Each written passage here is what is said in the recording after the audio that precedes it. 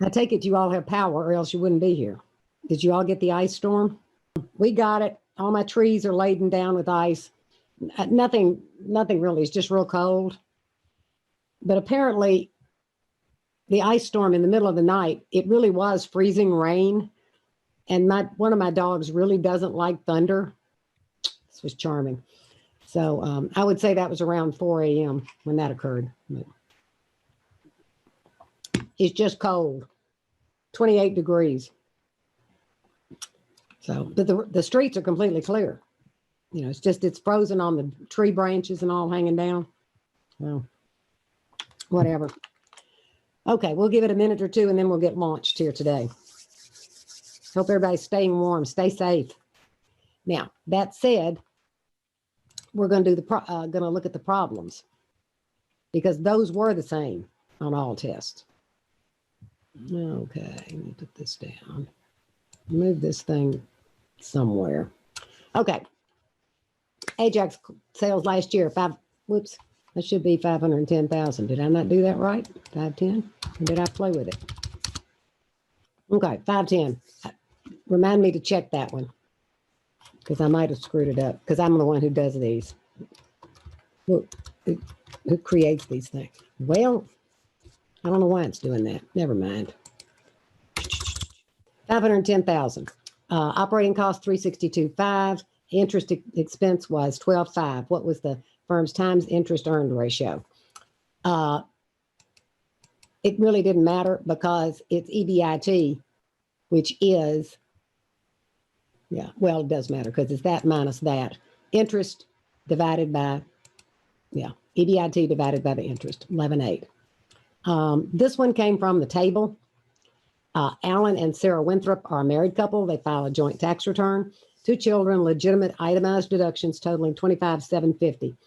Their total income from wages is $251,400. Let me make a note. Number 26. Okay. What's their marginal tax rate? Okay, that's their taxable income. It would have come right off the table.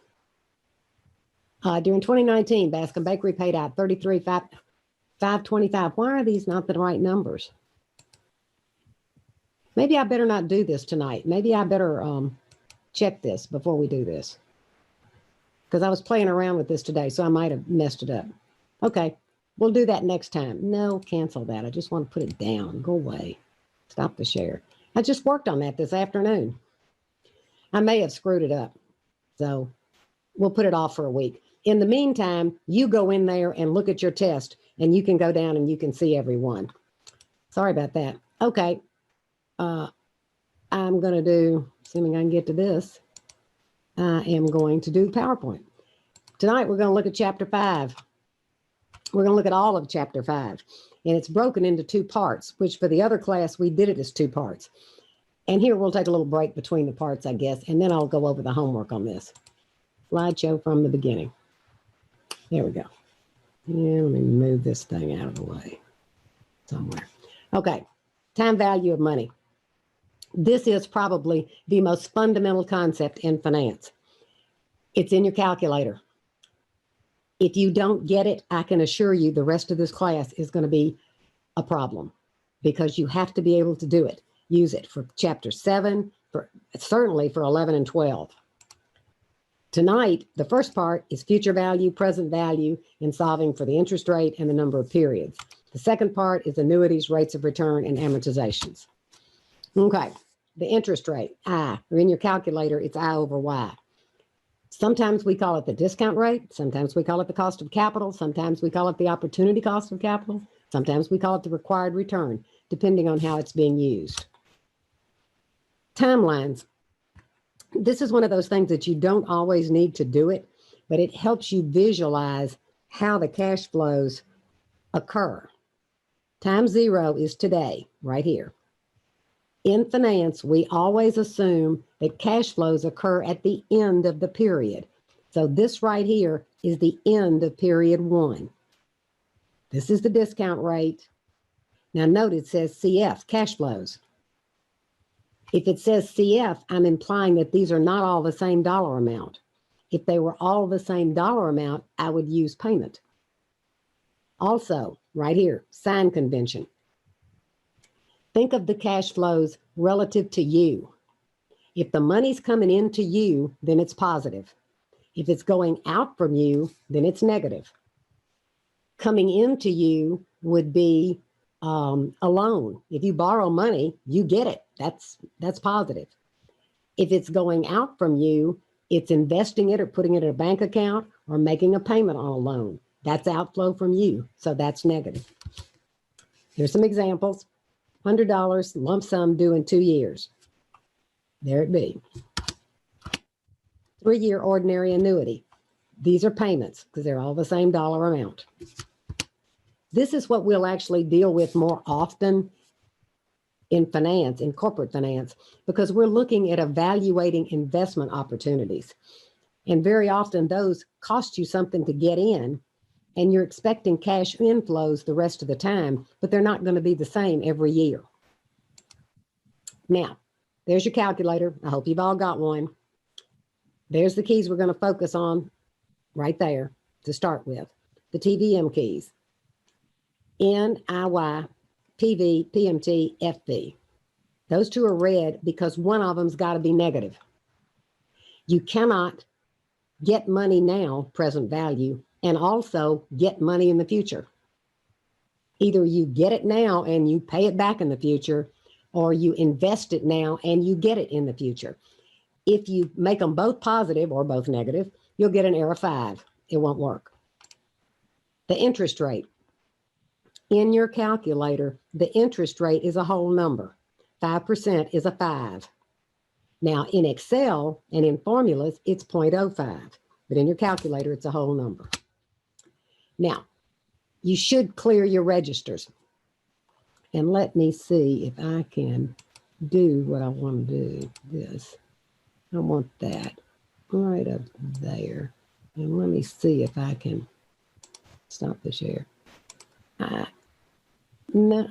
Well, that didn't work well, did it? I guess that's the one I want. Go back to that. Anyway, I'll get the...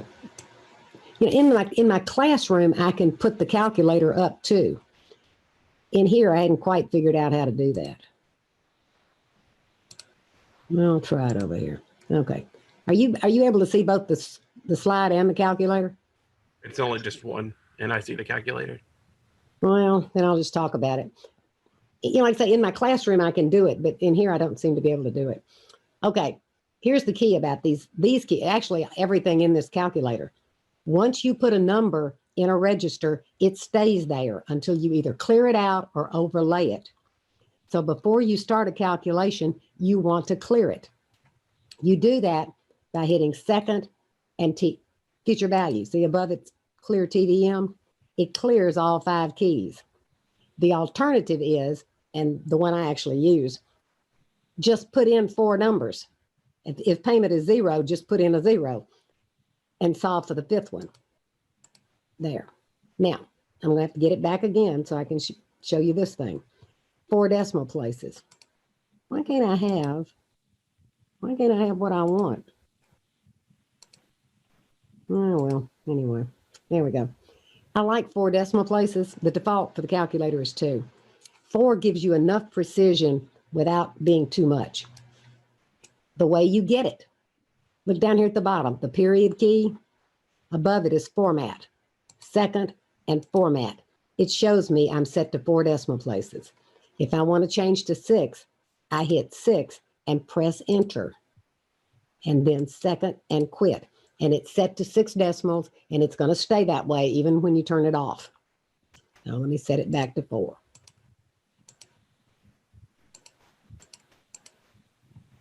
Okay. Are you seeing the slide? No, it's just the calculator. Well, I swear. I don't know why this doesn't work like I want it to, but... Okay. Now we got the slide back, I think. Okay. We're not going to get to deal much with Excel, but there are Excel functions that exactly match those 5 keys. Now, let me get back over here. Okay. We're going to start by talking about future value. We always start with future value because it's more intuitive. because everybody knows if you invest money and leave it invested, you'll have more at the end. Okay, what you're going to have at the end is the future value at time N. The present value is how much you invested. I is the interest rate you're earning, and N is the number of periods that you invested it. So clearly, as you can see, if you leave it longer, you'll have more money. If you earn a higher rate, you'll have more money. Now, you can do this, we're going to do it in your calculator with the TVM keys. You can do it without the TVM keys using your Y to the X key on your calculator. There. Now, here's a question. What's the future value of an initial $100 after 3 years if the interest rate is 4%? Okay. Here's what we're trying to do. $100, we're going to earn 4%. We're going to have 104. We're going to earn 4% on 104, and then we're going to earn 4% on the end. So that's how it goes. 104, 08, 16, 112, 49. There's our general case right there. In your calculator, notice the $100 is negative because you invested it. That went out from you. The future value is positive because that's what you're going to get in the end. So everybody get your calculator and try it and make sure you get this.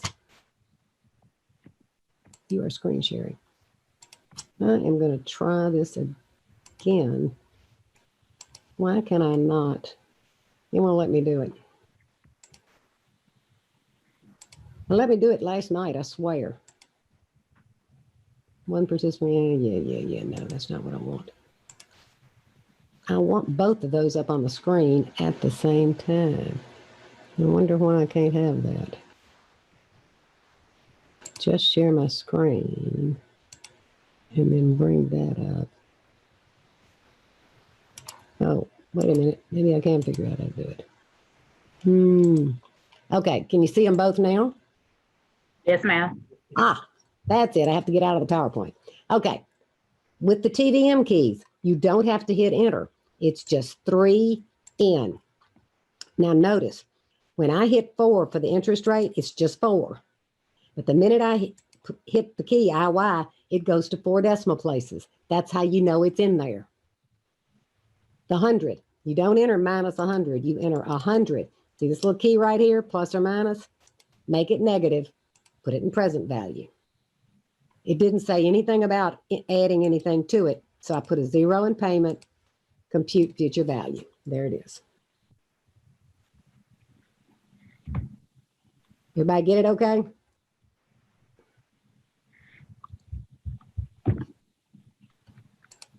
Yes. Good. Because all 5 of those keys work just like that. Put in 4, solve for the 5th. Now, here's the basics, and I actually already talked about it. The longer the time period, the higher the future value. The longer you leave your money invested, the more you're going to have. The higher interest rate you earn, the more you're going to have. Okay, let's go to present value. This one's not quite as intuitively comfortable. It's the current value of some future cash flow discounted back. We're trying to get a value at time 0 so we can compare things. It answers a couple of questions. This one's more a personal finance. How much do I have to invest today to have some specific amount in the future? How much do I have to invest today to have X dollars for a new house, a new car, my child's education, whatever? For us, in corporate finance, it's more what is the current value of an amount to be received in the future. Why is it different? 2 reasons. Opportunity cost. Bird in the hand is true. $100 today or $100 in a year. If I had the $100 right now, I could invest it and I would have more than $100 in a year. Risk and uncertainty. Bird in the hand. If I have the $100, there's no uncertainty about it. If it's promised to me in a year, there's uncertainty. That's what drives the discount rate. Okay, to find the formula, you just take the basic future value formula and solve it around for present value. Remember from your math, future value divided by 1 plus I to the n, you can move that up on the main line and make it a negative n. This is called discounting. The future value is called compounding. This is discounting. So there's the question. What's the present value of $100 due in 3 years if the discount rate is 4%? What you're trying to do is discount this back 1 year, 2 years, 3 years. You could do it with the formula. You could do this in your calculator. In fact, I'm going to stop and do it in my calculator. Where is it? Right there. Okay. See your y to the x key right there? And right above it is 1 over x. That flips it over. 1.04 y to the x 3 equals. I just flip it over and multiply times 100. And there's the answer. That's how I got it. Now, in your calculator, same thing that we just did. The $100 in the future is positive. It's going to be an inflow to you. So the resulting present value is going to be negative. So you could read that as, if I invest $88.90 right now for 3 years at 4%, I'll have $100 at the end of 3 years. Okay. Here's the important relationships here. No surprise.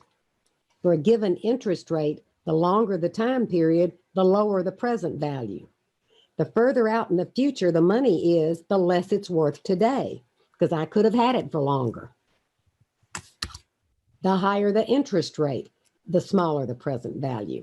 And again, the formula, though I don't anticipate you'll use it, makes it obvious. If I is bigger, then this is bigger. I'm dividing by a bigger number, present value is smaller. The higher the interest rate, the more I could have done with it right now. So the less it's worth. Here's your refresher. We've only looked at 4 parts. Payment's been 0 in every case. Any 3, solve for the 4th. Do not ignore the sign convention. When you don't have payment, when payment is 0, the sign convention is not as critical. If you put present value in positive, then future value will come up negative. The dollar amounts will be right. It's just the sign. The minute you involve payment, and we'll see an example of it, it matters. Okay, if I can solve for those two, I can solve for I. I can find the implied interest rate. I can rearrange the equation. You can use the y to the x and 1 over x keys and find it, or you can just solve. What annual rate would cause $100 to grow to $119.10 in 3 years? Whoops, sorry, zipped along too much. Right there.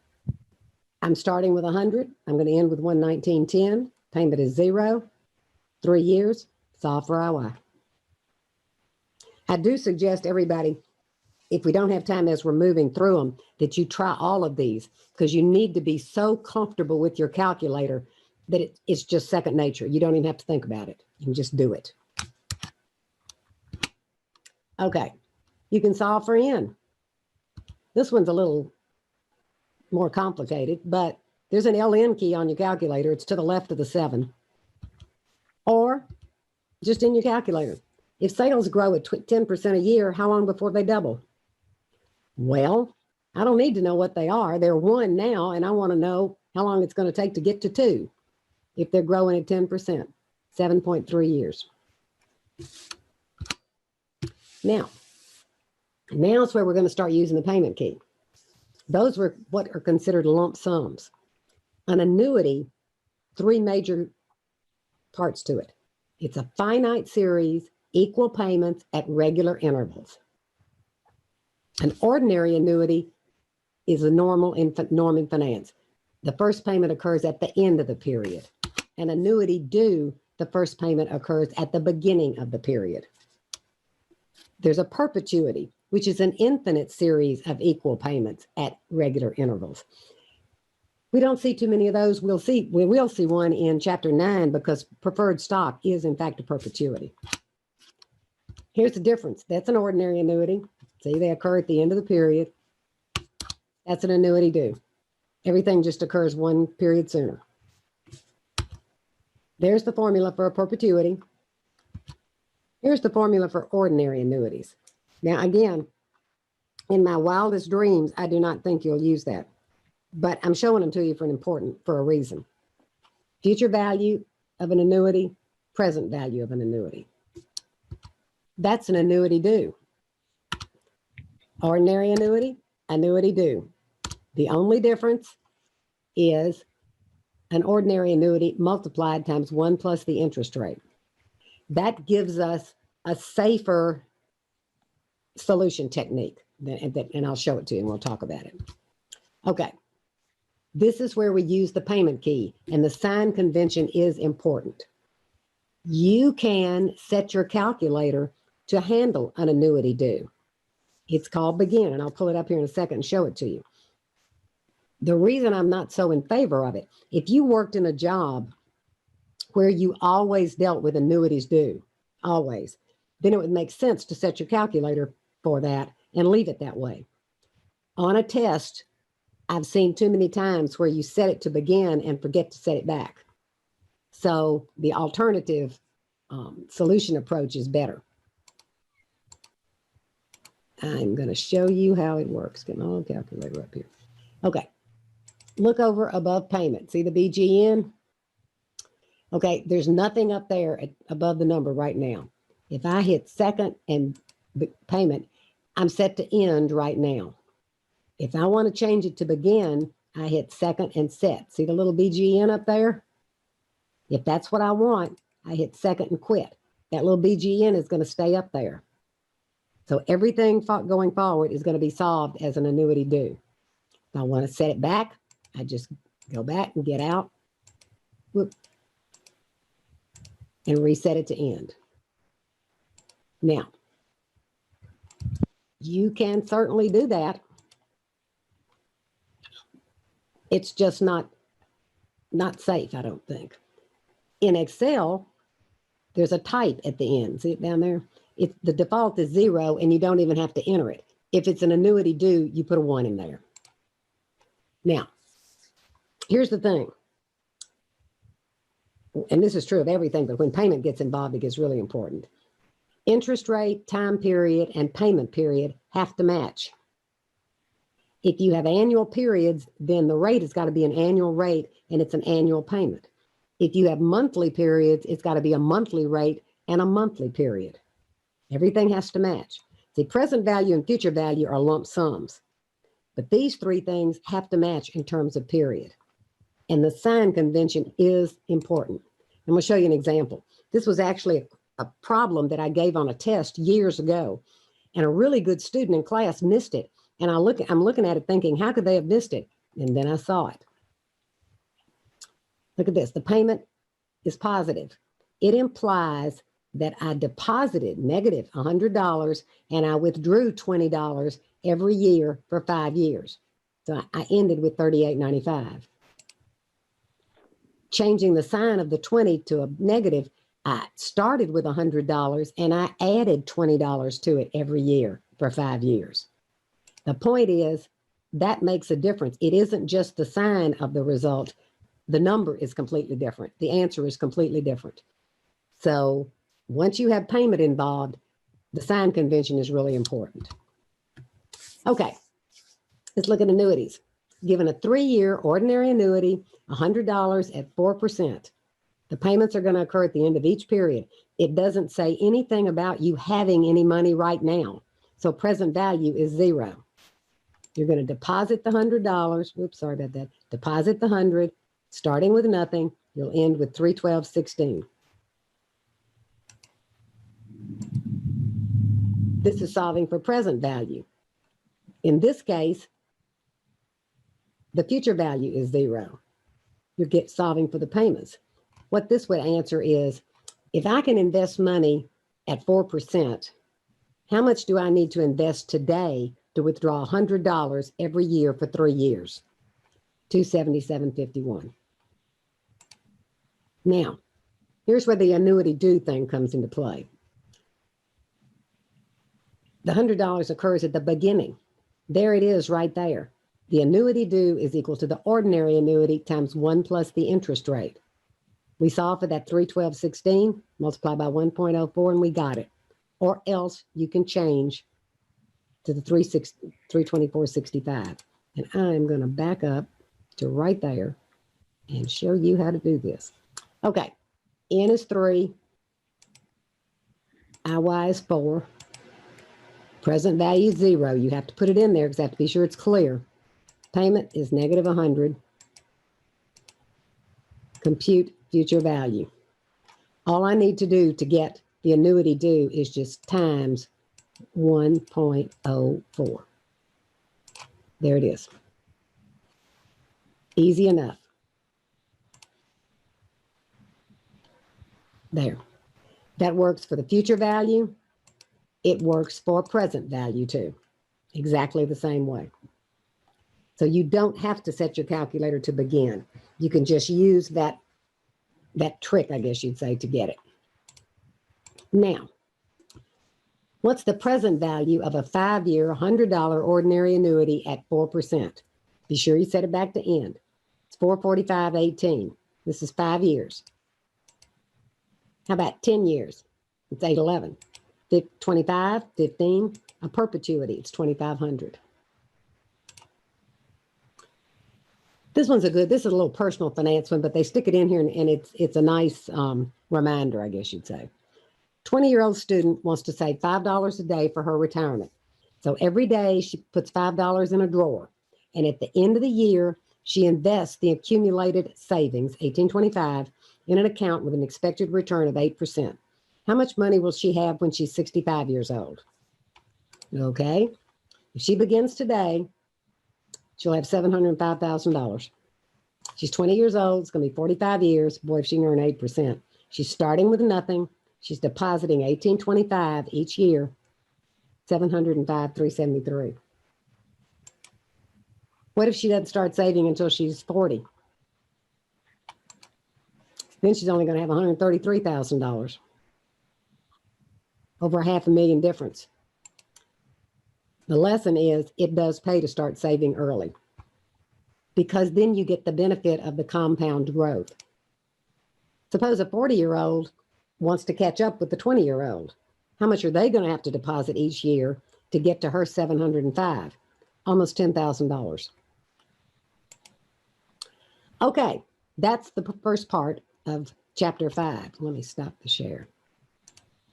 Questions so far? How do you? I'm having some trouble. Like, actually, I type in all the numbers, and then what do I click? Compute. CPT. CPT at the top left. Yeah, let me get it up there. Yeah, right there. See, I had typed in all of those numbers. Compute future value. Just CPT and whichever one you want. Okay. Okay. Okay. Be sure and try all these. I cannot overemphasize how important it is. We're going to use it for so much that it needs to just be second nature to you. You can just start using the calculator. No big deal. Okay, let me unpin the video. I have no idea what that means. Let me pause for like 5 minutes here. I'm going to get something to drink. Come on, share my screen. I want a slideshow. Yes. Part 2. In part 2. Come on, I'm there. Let's go. We're going to look at the second half of this. Uneven cash flow streams. We're going to use that a lot. A lot. Rates of return and amortization. Now, there's several ways to handle an uneven cash flow stream. You can do it with the basic formula and the TVM keys. The TI Business Analyst 2 has a cash flow worksheet built in it. That's exactly what it's meant to do. Or you can do it in Excel. Now, that's an uneven cash flow stream. The numbers are not the same. Now, in this chapter, every one we're going to look at, cash flow 0 is 0. When we get to chapter 11, I guess I'd say, and start looking at investment opportunities, cash flow 0 is going to be negative because you have to invest something to get this. But for this chapter, cash flow 0 is always 0. Now, you could just discount each one back individually and add them up. You're dividing by 1.04% to the first power. you're dividing each one, or you could do it in your calculator and get that answer. And since this is a short cash flow stream, any one of those ways would work pretty quickly. But your TI has it built in. It's right there. It's called the cash flow worksheet, CF. Now this one you have to clear. Here's why. With the TVM keys, the gray keys across there, there's only 5 of them. As long as you put something in 4 of them and solve for the 5th one, you're good. The cash flow worksheet, I truly can't remember how many cells it's got, but I'm thinking it's like 25. Think of it like a column in Excel. Whatever you put in there is going to stay there until you either clear it or overlay it. So unless you remember what you put in there the last time, it's all still in there. So you should clear it. The way you clear it is press CF. Get my little calculator back. Screen sharing is stopped as the shared window is closed. Huh? I want that. Share that. Swear. I hope you're seeing them both. The CF key is right there, right below enter. Press CF, second, and clear work down at the bottom. And it clears it all out. Now, I'm going to leave it like this so I can show you as we go. It's showing CF0. You would enter a value here, press enter, and hit the down arrow. Oh, I can't see the calculator. Oh, well, I have failed at it again. I swear. Okay, share that. Can you see it now? Do you see the Yes. calculator? Okay. Okay, I'll go back to it. CF, second, and clear works down at the bottom. That clears it out. Whenever you're going to use the cash flow worksheet, you ought to do that first. It's asking you to enter cash flow 0. For all of us, it's going to be 0. Enter it and press the down arrow. Where you didn't have to hit enter for the TVM keys, you do here. If you don't press enter, it ain't going to be there. When you, for say our cash flow 1, what was it in the other thing? $100. Enter, same way you know it's entered because you've got the 4 decimals, and press down. It's going to ask you for a frequency. Now think about, let me skip on down here. Here we go. There you go. The $100 only occurred 1 time. That's the default, so you can just accept it and press down. Cash flow 2 is $300. Enter and down. Now it actually occurred twice. So you could enter a frequency of 2, or you could enter it twice. And in this example over here, we enter it twice. So I'm going to do that. Enter, down. Cash flow 4 is a negative $50. Enter 50 and then make it negative. When you finish, hit NPV. It asks for the discount rate. It's a whole number, 4. Enter, down, compute. There it is.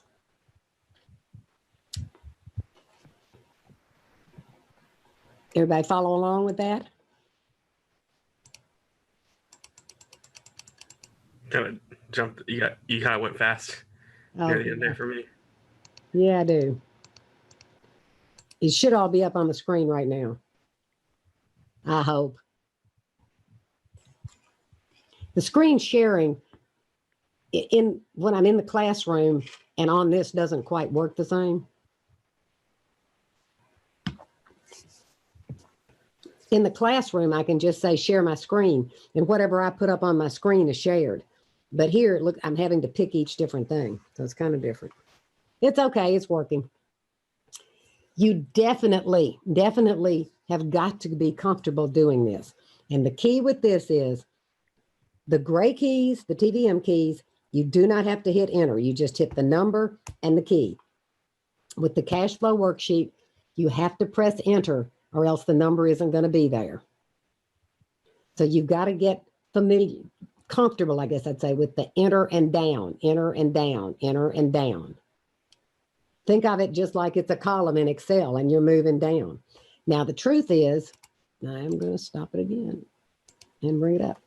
I can go back and go through the whole thing and see all my numbers again. I can go back in there and check every single one and make sure I got them right. If I have any doubt that I got it wrong, I can go back. Okay, y'all want to take time to try that and make sure you got it? Yeah. Okay, go for it. You want me to do it on the calculator again? I did. I only got tripped up where you said would ask for your interest, and I didn't see that pop up for me.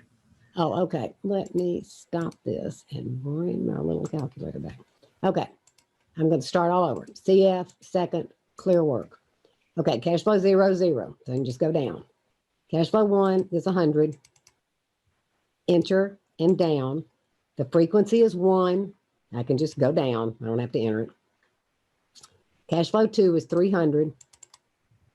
Enter and down. It occurs once. Cash flow 3 is 300. Enter, down, and down. Let me say why I'm not a big user of the frequency over here, though sometimes it does help. Because then what you're seeing is cash flow 1 is 100, cash flow 2 is 300, cash flow 3 is a negative 50. And that's not how it's kind of laid out in your line. 50, negative, enter it. It occurs once. Press NPV, that's when you should see the I. Okay. Okay. You got it? Yes, ma'am. Okay. 4, enter, down, should show NPV, compute.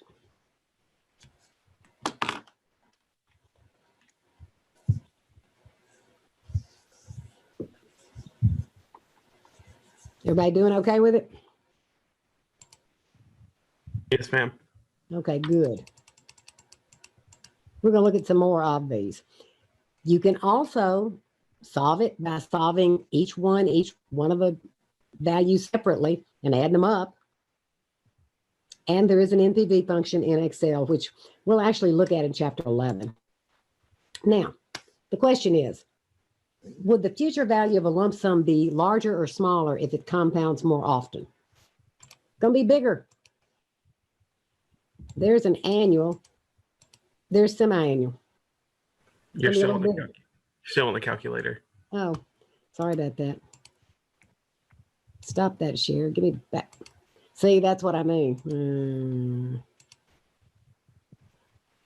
From the current slide.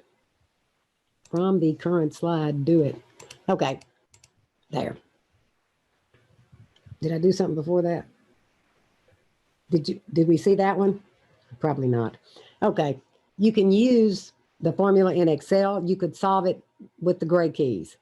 Solve each present value and just add them up. But why would you? Because you have that nifty little cash flow worksheet that'll just do it for you. Okay, will the future value be larger or smaller? It's going to be larger because you're earning money on money faster. Now, let's talk about interest rates. There's actually 3 kinds. There's a nominal rate. This is a quoted or stated rate. It ignores compounding. It has to be stated in contracts. It's required by the law. It has to have 2 components. It has to give you the rate, 4%, and the compounding period, quarterly, daily, whatever it is. You don't use this in calculation. The periodic rate is the one you use in calculation. It's the stated rate, which is called an APR, divided by the number of compounding periods in a year. So 4% quarterly would be 1% per quarter. Now, there's a third one called an effective annual rate, or EFF or an EAR. It's the annual rate actually being earned considering compounding. Now, think back. The nominal, the rate they quote you, does not consider compounding. This does. So 4% semi-annual is actually 4.04. There is an Excel function for it, and you'll see your calculator can do it too. Now, what do you use EAR? There is one thing we're going to look at one time where you would use it in calculation. In general, it's to compare different investments or different rates, I guess I should say. One bank offers you 3% compounded monthly, and another one offers you 5% compounded quarterly. Which one's better? You convert them both to EARs to compare them. There's how the effective rate works. 4% annually. When you get it down to daily, it's 4.08. Now, when you use it, the nominal rate is in contracts. It's quoted. You don't use it in calculations. The periodic rate is what you use. The EAR is for comparison, and we're going to look at one example of when you'd actually use it in calculation. You can convert an APR to an EAR. There's the formula. You can do that or go the other way. I'm happy to tell you that you don't have to, because let me put all of this up. Y'all have to tell me, are you seeing the calculator? No. No, ma'am. I swear. How come they won't let me have the calculator when I want it? Well, I'll put it up there. And see, I can see the calculator and the keys. Okay. Look above the 2 down here at the bottom. It says I convert. That's what that does. It's got 3 fields: nominal, effective, and compounding per year. Hit second and I convert. Now, you can clear it if you want to, but since there's only 3 cells and you have to enter at least 2 of them, it doesn't really matter. Look up here where it says compute enter. That means you can either enter the nominal rate and compute the effective, or enter the effective rate and compute the nominal rate. Okay. Same on effective. You can enter it or you can compute it. Compounding periods per year has to be entered. You can't compute that. So our nominal rate is 4%. Our compounding per year is what we'll be looking at. Daily 365, enter, up, compute. There's your 408. That's it. I swear. I hate to keep zipping back and forth with this, but it's not exactly letting me do what I want. Okay. Whoop, there you go. That's how it works. So you don't have to deal with the formulas. It's built in. There are also Excel functions for it, effective and nominal. Now remember, when you're dealing in Excel, which unfortunately we're not going to get to, the rates are decimals. They're not whole numbers. Okay. Here's the effect of the compounding. What's the future value after 3 years under 4% semi-annual and quarterly? There you go. It goes up. Can the effective rate, the EAR, ever be equal to the nominal rate? Yeah, if it's annual compounding. Otherwise, the effective rate is always larger than the nominal rate. Always. That example we had with the 4%, they're quoting you 4% compounded daily. That's actually 4.08%. Always make sure they match the period for interest rate, payment, and the N. So N, IY, and payment have to match in terms of their period. Now here's an example where we have to deal with that. This is a 3-year, $100 annuity. The quoted rate is 4% compounded semi-annually. So the payments are annual, but the compounding is every 6 months. That's what it looks like. The 4% semi-annually is 2% every 6 months. If you put it on a timeline, that's what it looks like. Well, you can't use a normal annuity function because they don't match. You could just independently just future value them both. This one would go for 1, 2, 3, 4 periods, and this one 2 periods. Add them up. But alternately, you could find the EAR as 4.04. Then you can treat it like a normal annuity because this is an annual rate. You put that in, you get the answer. It works the same way to go for present value. Once you've converted a number to an EAR, then you can treat it like an annual rate. Now, last topic in the chapter. Loan amortization. Widely used, and it fits in Excel extremely well. We're going to do a little short example. $1,000 loan, 4% annual rate, 3 equal annual payments. First thing you have to do, find the payment. It's negative because it's going to be an outflow from you. You've borrowed $1,000. It's positive. You're going to pay it back down to 0. So your payment, each of those 3 years, is going to be $360.35. The interest is going to be the interest rate times the beginning balance, $40 that first year. The payment, the $365.35 minus the $40 interest, excuse me, this is what's going to be applied to the outstanding principal.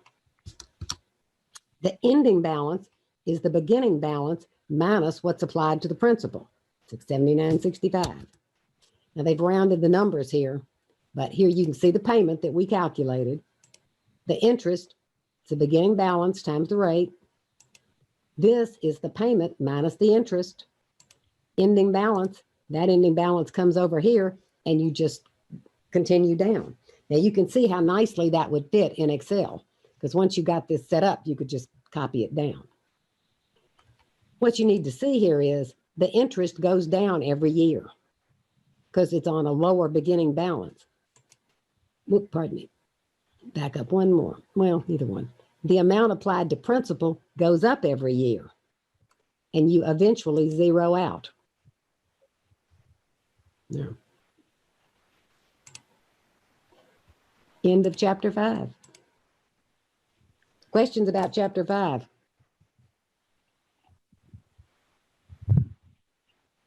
All quiet? Took my earrings off. It's a lot, and it's a long chapter. That was like about 80 slides. But it's really, well, it's all in your calculator. You just got to learn to use your calculator. I mean, I can't think how else to put that. Okay, we're going to look at some of the homework problems here. Put this aside. Do this. See if I can find the thing I want. Isn't it bright? Okay. And I have put these out there. I put the blanks out there as templates. I wonder if I can get my wood. Oh, wait a minute. Let me get rid of this in the slideshow. Put that down.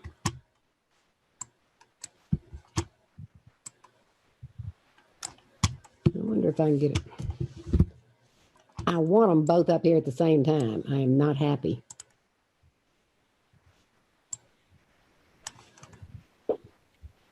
Okay, so what are you guys seeing? Just the Excel. But you're not seeing the calculator. Oh, ma'am. Okay, let's try this. Do you see them both now? Yes. Oh, okay. Maybe I'll learn. I mean, we're only a third of the way through the semester. I'm still figuring it out. Okay, here's a problem. Self-test. I want to self-test. What's the problem? If you deposit $2,000 in a bank account that pays 6% interest annually, how much will be in your account after 5 years? Okay, I'm going to put the calculator. Get my old calculator back. Come on, baby. There we go. I'm going to put the calculator numbers over here, but I'm actually solving it in Excel just for ease. But we can do it in the calculator. And I recommend that you do it in the calculator to follow along with me. Okay. 5 years. N is 5. Get off of there. There we go. The interest rate is 6%. It doesn't say you've got any present value. Oh, no, it does. I'm sorry. It says you're depositing $2,000. Me and my mouse are not working well here. You're depositing $2,000. I don't know why it keeps rolling. I need to get my hands off of it. You're not adding anything to it. There's the answer. If you do it over here, clear out. 5N, 6IY, 2,000, negative. I'm not adding anything to it. Compute future value. There you go. Now, these first ones here that we're looking at are just kind of your basics. Let me move this thing out of the way a little bit. Okay. Okay, the second one. Tell you what, I need to get rid of something here. That'll be better. Okay, my second one. What's the present value of a security that will pay $29,000 in 20 years if securities of equal risk pay 5% annually? Okay, N is 20, IY is 5. It's not going to pay anything in the meantime. It's going to pay me $29,000. $10,929.80. You could turn that around and say, if I'm promised an investment that's going to pay me $29,000 in 20 years, and I require a 5% return, I should not pay over $10,930 for it. Now, do I need to do it over here in the calculator, or are you all kind of okay with it? 20 N, 5 IY, 0 payment, 29 future value, compute present value. There it is. Okay, number 3. Your parents will retire in 19 years. They currently have $350,000 saved, and they think they'll need $800,000 at retirement. What annual interest rate must they earn to reach their goal, assuming they don't add any funds to it? Okay, right here. They are going to retire in 19 years. They've got $350,000 to invest. They're not going to add anything to it. They want $800,000. They need to earn 4.45%.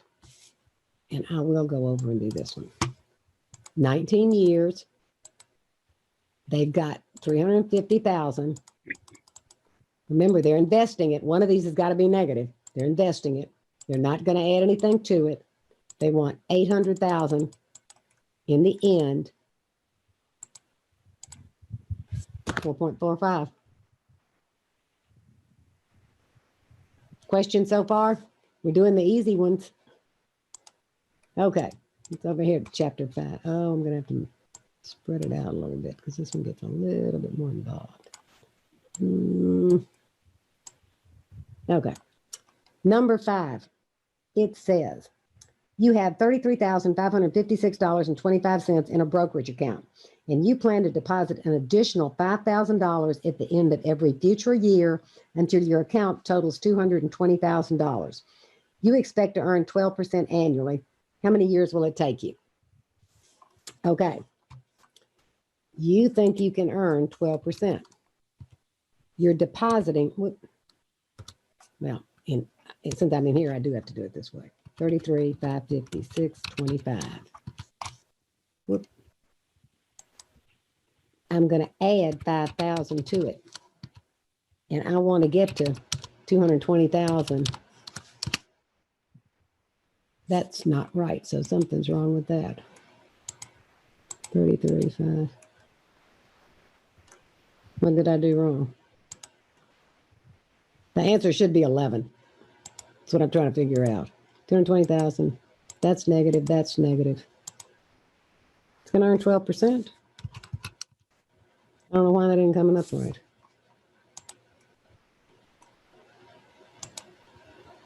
D3, D5, D4, D3, D5, D4, D3, D5. I have absolutely no idea. I'm having a lot of trouble tonight. The answer is 11. I'm looking right at it. I got 11. Okay, good. Then I'm doing something weird. 11 is the right answer. Good for you. Moving right along. I have no idea why it didn't get it. That's negative. That's negative. That's positive. That's what it should be. And it's solving for a number of periods. Well, is it 0.012? I bet you it is. Yeah. Wait a minute. That's what it is. This should be a whole number. There we go. Thank you. I don't know how that got messed up. Okay. Number 6 says future value of an annuity versus an annuity due. What's the future value of a 5% 5-year ordinary annuity that pays $800 each year? Okay, easy enough. Get over here. 5 years, 5%, present value 0, doesn't say you've got anything, 800. Now, if you want it to be an annuity due, there you go, because I've set it to begin. But I could have just gone right here and said times 1 plus the interest rate. No, I've done it again. Oh, I'm missing the 1 in there somehow. There you go. That's all you need to do. Much safer than setting this right here. I've just seen too many things happen there. Okay, this next one, I am probably going to go over to the solution and talk about it. This is number 7. An investment will pay $150 at the end of each of the next 3 years, $250 at the end of year 4, $300 at the end of year 5, and $500 at the end of year 6. If other investments of equal risk earn 11% annually, what's its present value? That's easy. In your calculator, cash flow worksheet. What's its future value? Not as easy. Okay. I'm going to go back over here to this one and show you how it works. And I need to close that up. But I can't, no, I can't do that. Can't do that. Should just show the tabs. Maybe that's enough. I need to get this smaller again. So I need to show you how to do it. Okay. Here's the logic that goes with this. Your calculator, using the cash flow worksheet, solves for the present value of an uneven cash flow stream. That's what it's designed to do. It doesn't solve for future value. But once you have the present value of an uneven stream, you can treat it like a lump sum and future value it. So that's what we're going to do. That's what this does. CF, second, clear work. Cash flow 0 is 0. Cash flow 1 is $150. Enter it and down. Back up. Cash flow 1 occurs 3 times. Enter and down. Cash flow 2 is $250. Enter, and it occurs 1 time. Cash flow 3 is $300. Enter and down. It occurs 1 time. And cash flow 4 is $500. Enter and down. It occurs 1 time. NPV, discount rate's 11. Enter, down, compute. 976.60. That's the present value. Once I get that, I can use it as a present value and future value it. Here's how to do it. I'm in a worksheet, so I got to get out of the worksheet. I click clear 1 time. The number is still right there. I'm going to make it negative and put it in present value. The interest rate is still 11. It's what, 6 years? Yep, 6N is 6. I'm not adding anything to it. Compute the future value. There it is, 1826.64. That's how it works. Yeah, there'll probably be one of those on a test, so you might want to be sure you know how to do that. It's a subtle point about present value, that once you've got that lump sum number, once you have that 976.60, you can treat it, which is exactly what this is doing. It's treating it like a lump sum and just future valuing it.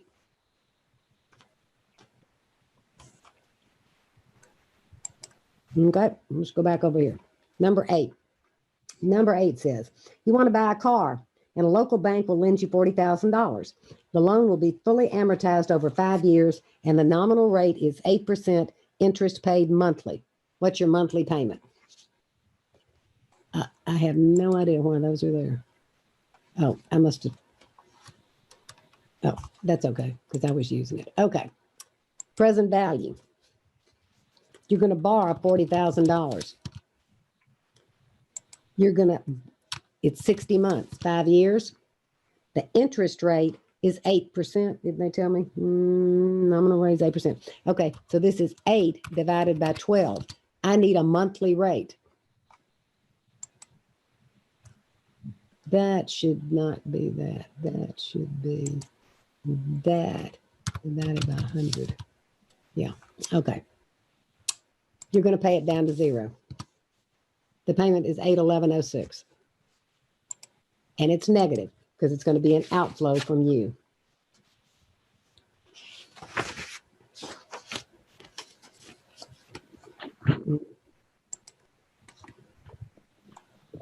Okay.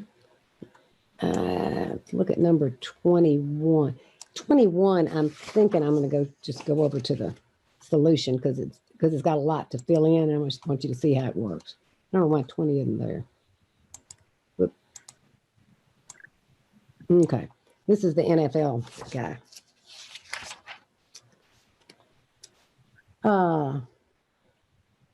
No, this is Christina. Where did 20 go?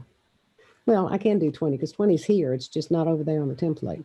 Okay, number 20 says, rookie quarterback is negotiating his first NFL contract. His opportunity cost is 7%. He's been offered 3 possible 4-year contracts. Payments are guaranteed. They be made at the end of the year. Okay, he's got 3 choices. $3 million a year for 4 years, $2 million, $3 million, $4.5 million, $5.5 million, or $7 million and $1 million for 3 years. At 7%, look at them. That's the better one. Present value, that's the best choice.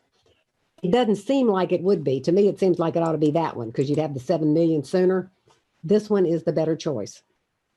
That's how you figure it out. Now, number 21, I'm also not going to do this one because it's got a lot of calculation too. This is Christina won the lottery, and she has to choose 3 award options. She can take 62 million right now. She can get 10 end-of-year payments of 9.5 million, or she can get 30 end-of-year payments of 5.6 million. If she thinks she can invest her money at 7%, which should she choose? How about if she can invest at 8? How about if she can invest at 9? Okay, at 7%, she's better off taking it over 30 years. Remember, you're comparing everything to a 62 million lump sum. So this one is the better one. At 8%, 10 years is the better one. If she can invest it at 9%, she's better off taking the 62 million right now. So just in case any of y'all win the lottery, I want you to know what to do. I want you to be prepared. Okay. Number 27. Okay, number 27 says, Bank A pays 2% interest compounded annually. Bank B pays 1.75 compounded daily. Okay, let me make this bigger.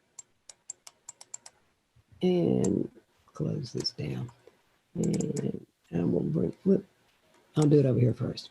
Okay, for Bank A, the nominal rate is 2. Compounding per year is 1. So it's going to be that. Bank B is 1.75. It compounds 365. There you go. How you do these in your calculator? Clear. Second, I convert. We'll do the second one. The nominal rate is 1.75. Enter down. Compounding per year is 365. Whoop. I meant to compute it. 1.7654, 1.77. Okay. And this last one, 33, is another one of those. I'm thinking, yeah. You want to buy a house within 3 years, and you're currently saving for the down payment. You plan to save $9,000 at the end of the first year, and you anticipate that your annual savings will increase by 5% annually thereafter. Your expected annual return is 8%. How much will you have for a down payment at the end of 3 years? Well, this one gets a little more complicated, so I'm going to cheat and go over here to the solution. If I can get to it, I can. Okay, because this is another one of those solve for the present value and then use it to. I'm sorry.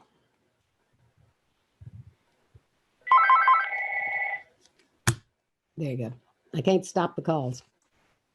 Okay, 9,000 the first year. I'm upping it by 5% for the second year and upping it by another 5 for the third year. At 8%, the present value is 24,311.99.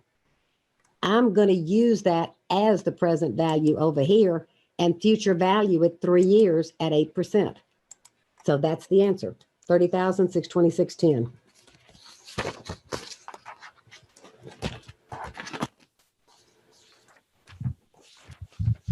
Questions? Let me stop sharing that. Maybe I'll learn how to share eventually. I wouldn't bet on it. Yeah, share me. Put that down. Okay. Questions about chapter 5? I know that's a lot in one session, but it's really critical. It's really important. There's plenty of tutorials out there. There are plenty in MindTap, working with your TI Business Analyst 2 and Time Value of Money. There are video tutorials out there. If I can, get over here to Blackboard. I want to go back here. Come on. Lesson units, recordings, exhibits and utilities, video tutorials. Well, that's not the one. I'll share it here in a second, as soon as I find what I want.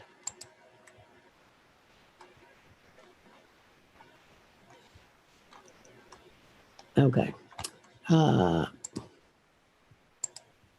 want to share my screen. Where's the screen I want? This one. That one. This is under exhibits and utilities. Review. There's the formulas. There's a basic intro to the TI. This is using the TVM keys. TVM by hand doesn't mean literally by hand. It means using the 1/X and Y to the X keys. There's your cash flow worksheet. This is chapter 7, so we're not there yet. So these are all out there, and these are me talking. And then there's a whole set out there that are there's a whole set in MindTap, and then there's links to a whole set from Microsoft. No, I'm sorry, from TI. So I think you've got plenty of stuff out there on how to use this. Like I say, it's so important that it just becomes second nature to you, that it's just, you just pick it up and use it without even thinking about it. Okay, questions about what we've managed to do tonight? As you all probably now realize, I talk fast. And if you don't stop me, I'll continue. The good news for you is it's being recorded.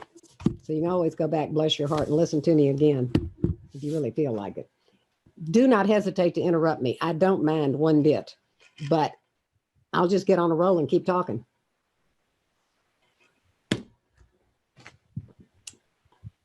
Questions, comments? Everybody knows how to go look at their test. When I tried to pull up my test, I couldn't see. It would ask me like which one is correct, and it wouldn't give me the answer choices. I'll go look. I might have something set wrong. Email me and remind me. Yes, ma'am. Because by the time I go downstairs and feed the dogs, and I'm liable to forget that you asked. Not on purpose, but it'll happen. Let me go make sure I've got everything set correctly. I can do it, so you should be able to do it too. And I know students can. You should be able to scroll through that whole test and see everything. And I'll figure out what on the earth I did. Because next time we're doing chapter 7, and it's not as long. It's not as involved. It's bond valuation. I'm pretty sure it's not as big. Okay, y'all stay safe. Yes, ma'am. It's supposed to be, my watch still says it's 28 and cloudy. No, yeah, 28 and cloudy. And it's going to go to 25 tonight. This is not good. Not good. Anyway, everybody stay safe. If you don't have to go out, don't go. Let's face it, Southerners do not know how to drive on ice. We don't have a clue. We don't know what we're doing. We just slide into stuff. So if you don't have to go, don't go. Okay, if you have any questions, email me. I do not mind a bit. Practice all of this. It's really that important. I can't stress it enough. I can't. Okay. See you next week.